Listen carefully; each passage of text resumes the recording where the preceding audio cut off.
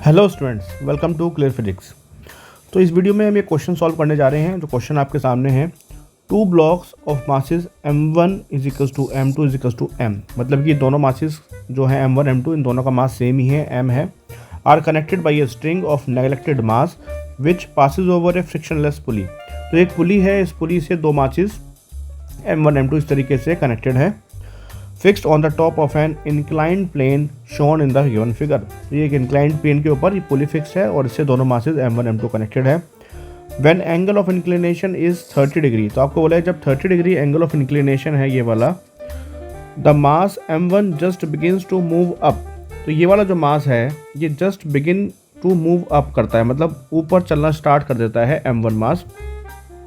तो आपसे पूछा गया है what is the coefficient of friction between the block m1 and the inclined plane. तो आपको बताना है कि ये जो इंक्लाइंड प्लेन के ऊपर ये मास m1 रखा हुआ है, यहाँ पर कितना कोफिशिएंट ऑफ फ्रिक्शन है।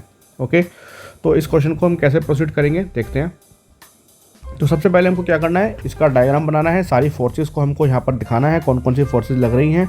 तो यहाँ पर सबसे पहले क्या लग रहा है, ये जो बॉडी है m1 मास है, हम m ही लेट करते हैं क्योंकि दोनों का मास सेम ही है, m है।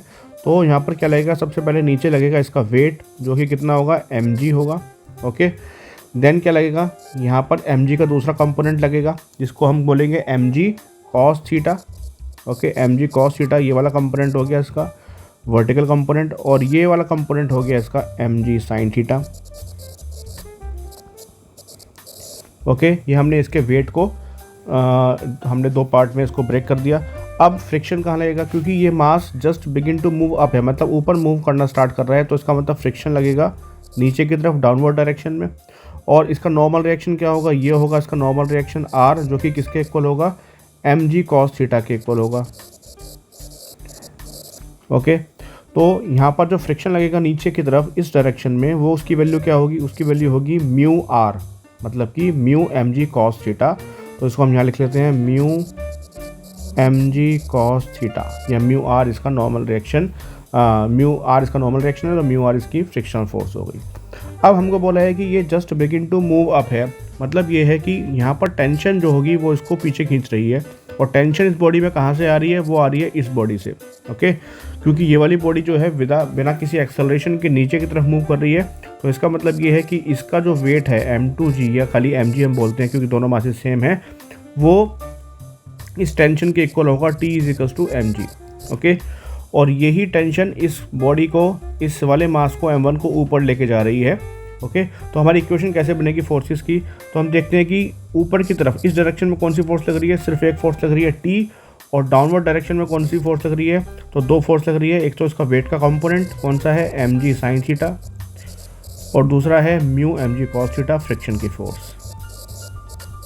अब क्योंकि ये बॉडी जस्ट बिगिन कर रही है ऊपर मूव करना, इसका मतलब ये वाली टेंशन ऊपर लगने वाली और ये वाली दोनों फोर्सेस नीचे लगने वाली दोनों इक्वल होंगी। तो यही हमारी इक्वेशन बनेगी। क्या इक्वेशन होगी, इक्वेशन होगी mg sin theta plus mu mg cos theta is equals to t, और t किसके इक्वल है, mg के इक्वल है, mg। ओके, अब इस इक्वेशन को हम सॉल्व कर लेते हैं। mg तीनों ही पार्ट में, तीनों ही इसमें आ रहा है, तो कैंसिल हो जाएगा। हमारे पास क्या बचा, sine theta plus cos mu cos theta is equals to 1।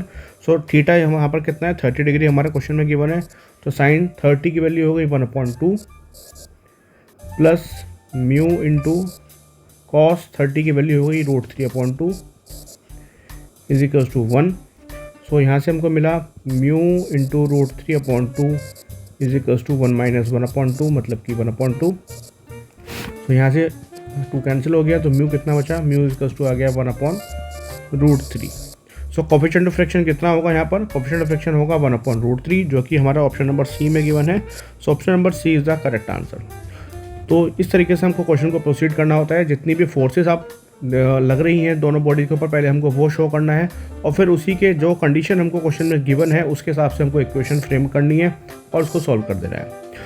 अगर आपको क्वेश्चन समझ आया है तो प्लीज़ वीडियो को लाइक कीजिए, चैनल को सब्सक्राइब कीजिए और वीडियो को शेयर कीजिए। Thank you.